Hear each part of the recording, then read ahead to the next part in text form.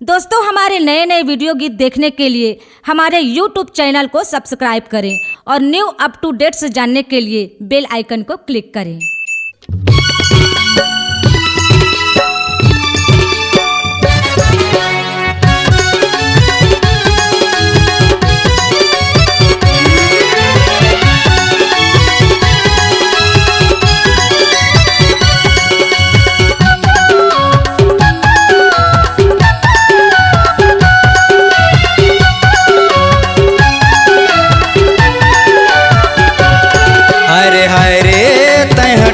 जमाजम तोर मन हर मोर मोहागे। हरे हरे तय टोरी जमाजम तोर मन हर मोर मोहागे। का जादू डारे मल्ला मताए, का जादू डारे मल्ला मताए, मैं तो हो गए हूँ तोर दीवाना रे।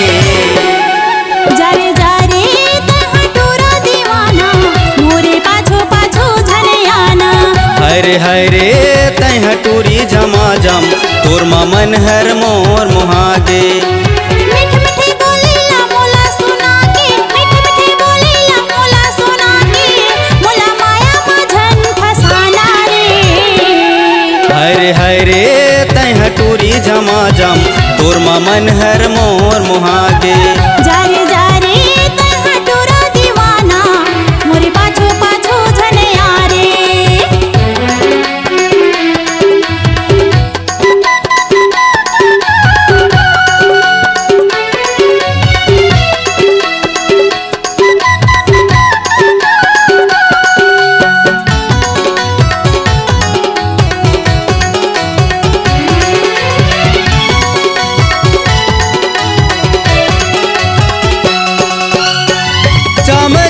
चमकत हवै चंद सही तोर चेहरा, देखे बर तोला रोरी कसत रहते मोर नैना।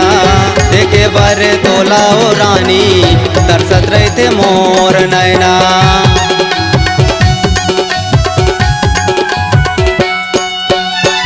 चम चम चमकत हवै चंद सही तोर चेहरा, देखे बर तोला ओ रोरी कसत रहते मोर नैना।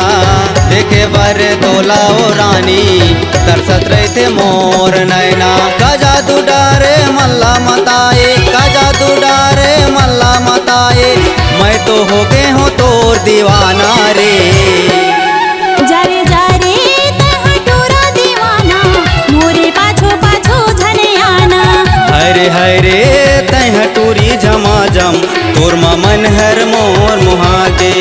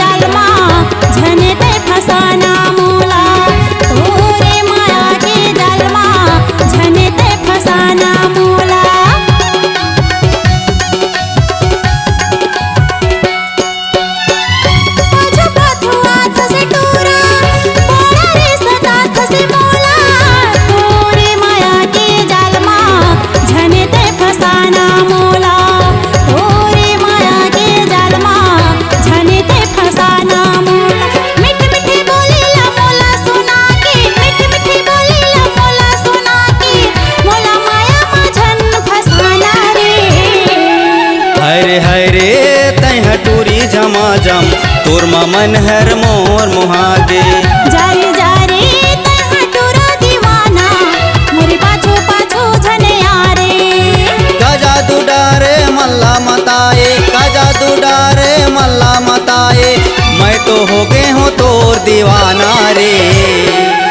जारे जारे तय टोरा दीवाना, मोरे पाछो पाछो झने आना।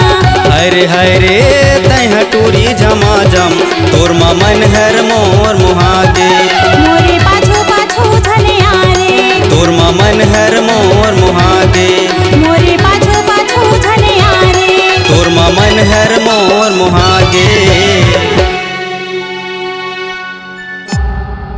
C-Log Digital Recording Studio, Cordoba. Contact number 99071192215.